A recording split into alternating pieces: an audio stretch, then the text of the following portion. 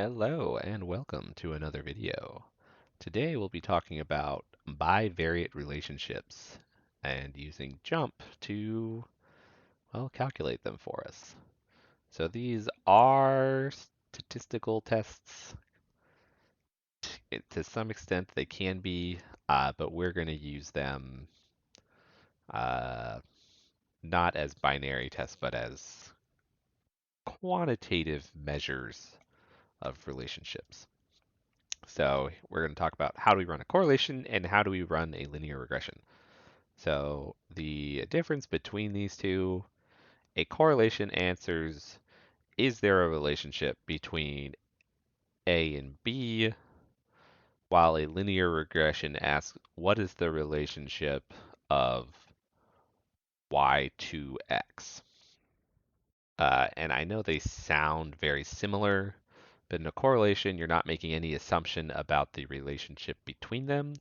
Whereas in a linear regression, you're assuming X causes Y. So let's look at what that looks like in JMP. So if I go back to my baby dragon data set, we can revisit our scatter plot. So if I look at the weight versus the wingspan of a dragon, I can see there's a pretty strong positive relationship here. So unlike the fit Y by the previous comparison of means video where we had to go through analyze, we could do analyze Y by X of these and have a, X and Y things. We get our bivariate and run our tests here. What's nice about this is that you can fit non-linear things here. So we can do quadratic, cubic, quartic, polynomials.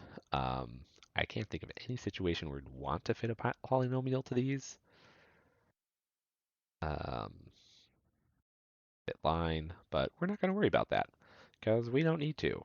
We can do it all in Graph Builder, what we want to do. So maybe we want to ask, uh, well, we don't ask. So maybe we have evidence that says making dragons fatter increases their wingspan. And we set up an experiment and we test that to some effect. And one of our tests is we want to put a linear regression to this. So we want to say as dragon height increases, uh, do we how strong is this effect? So as the weight increases, what's that relationship? And we come here, we can say, okay, we can predict with about 97% accuracy the wingspan of a dragon given its weight. And that's what this linear regression means.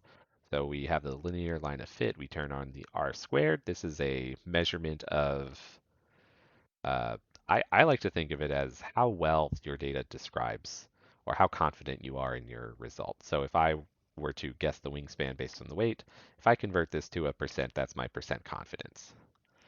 Um, and this is the function that describes it. So if I were given my weight, I would multiply it by 0.01114 and then add 0.665 to it to get the wingspan.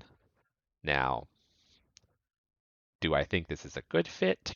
Not really. There's a lot of curvature in this result, which makes it think this might not be a linear relationship. So I don't know if a linear regression is ideal here, but experimentally it works well empirically, and that's what matters. If I wanted to make this a statistics, I could put an F test on here, which will tell me this relationship is significant. But I don't believe in F tests on linear regressions. I think the R squared tells us everything we need to know.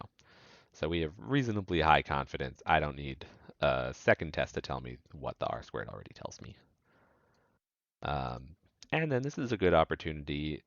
Maybe I want to change this by dragon type or dragon color. So I put on some other kind of grouping here. So a wrap.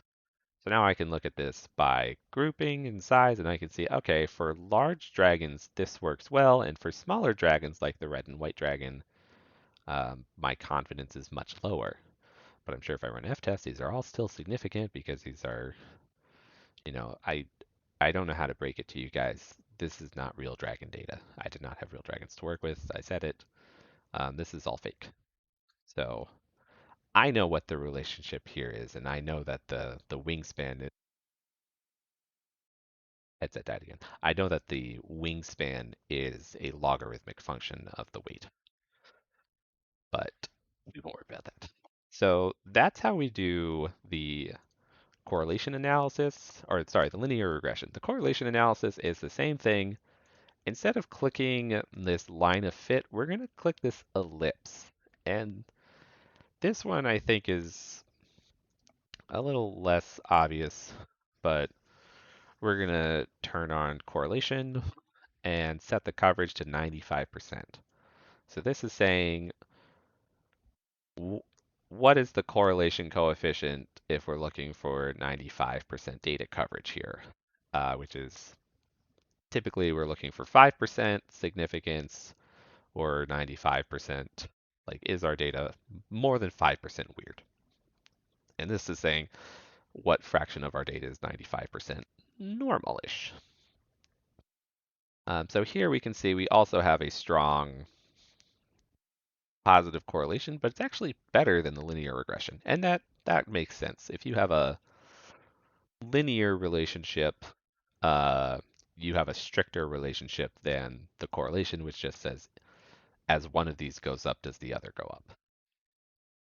So in our biology course, a lot of the times we're going to look for correlations between factors. When we get to aquatic ecology, we'll look for correlation between factors. Uh, in the few chem labs where we do collect bivariate data, we are doing linear regressions there um, because we already know there's a relationship, or we are suggesting there is an XY relationship there. So I hope this helps. Um, we do struggle with this. If you don't want to show the ellipse because it does look kind of weird, you can hide that by cheating, which is you can either make the fill color white or you can just set the transparency to 0 and then remove it from your thing there. And now we have it. So we have a correlation result. And just for technicality, this correlation is a Pearson cross correlation coefficient, or sorry, a Pearson correlation coefficient, a PCC. Cross correlation is what people in my lab did a lot of. Um, so good luck, and I will see you in the next video.